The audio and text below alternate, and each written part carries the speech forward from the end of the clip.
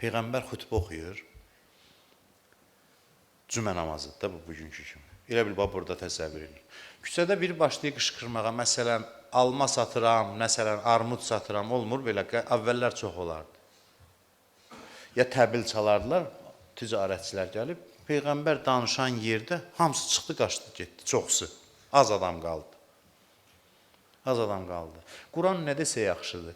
Quran demir ki, və izərrəv, ticarət görən kimi, ləhv görən kimi namazı qoyub qaçdılar. Məscidi qoyub qaçdılar. Xütbəni qoyub qaçdılar. Deyir, tərəkukə, səni tərk elədilər, bəla budur. Cümə namazıdır, deyərdi ki, məsələn, və izərrəv ticarətən əv ləhvənin fəzzu iləyhə və tərəkussəlah namazı tərk elədilər, cümə namazını tərk elədilər, getdilər. Deyir, səni tərk elədilər. Mühüm məsələ budur ki, neynirsən elə övliyanı tərk eləmə.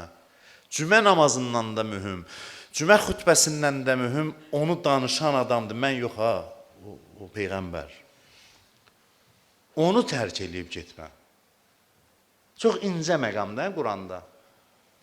Deyir ki, faciə budur ki, səni ya Rəsulallah tərk elə, tərəkukə, səni tərk elədilər.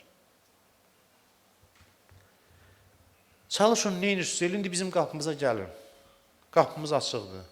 Hər bir günah eləsən, qiyamətdə soruşsalar, deyəcəksən, ilahi, şeytan mənə azdırdı. Yaxşı, başa düşdü. Bax, bu sözün qabağında hamılar olacaq. Deyəcək, qapımız açıq idi. Bir dənə gəlib üzr istəmək nə idi? Ona nə deyəcək? Deyir, mən azdım, yolumu getdim. Axı, niyə getdin? Günah elədin, niyə azırsan? Qayıt gəl.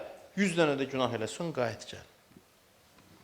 Məad mövzusunun şirinliyi Peyğəmbər və onun əhl-i beytidir. Hər şey onlarla əlaqəlidir.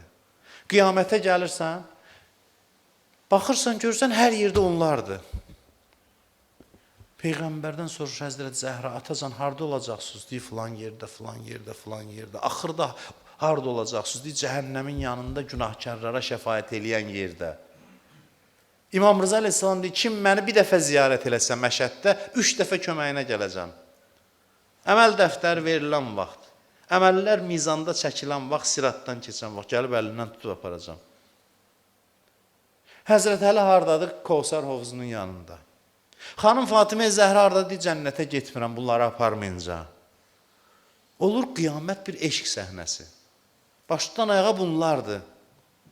Bu olmasa, nə qədər qiyamətdən danış qurudur. Bu istiliyi gətirir. Qiyamət bunlarla görüş səhnəsidir. Bunlar yayılıblar məhşərin hər yerinə, bizimlə məşğuldurlar orada ancaq. Necə dünyaya bizə görə gəliblər? Həzrət Əli deyir, biz bu dünyaya sizə görə gəlmişik, sizin əlinizdən tutaq aparaq. Biz bu dünyaya uyğun deyilik, bura bizim yerimiz deyil. Necə bura cənnətdə də, qiyamətdə də feyz verməklə məşğuldurlar. Onlar bizə yiyəlik eləyəcəklər və bütün bunların haqqında düşünmək, onlar haqqında təfəkkür etmək insanın ləzzətini 1-ə 100 artırır.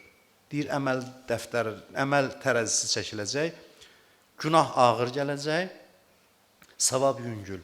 Neyin, deyəcək, salavatları gətirin. Salavat deyib burada.